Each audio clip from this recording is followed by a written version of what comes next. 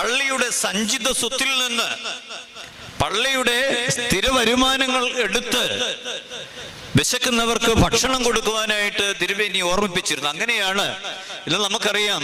നമ്മുടെയൊക്കെ പള്ളികളിൽ ഒരു പെരുന്നാൾ വന്നാൽ അതിന്റെ പ്രധാനപ്പെട്ട ആചാരം എന്ന് പറയുന്നത് സുഭിക്ഷമായ ഭക്ഷണമാണ്.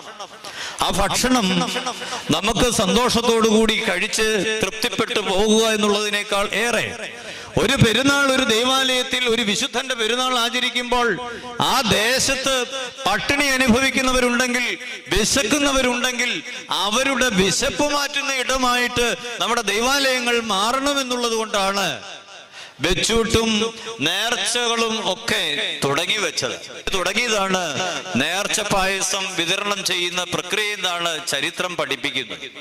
അങ്ങനെ ആ കാലഘട്ടത്തിൽ വിശപ്പ് അകറ്റുവാനായിട്ട് പരിമല തിരുമേനി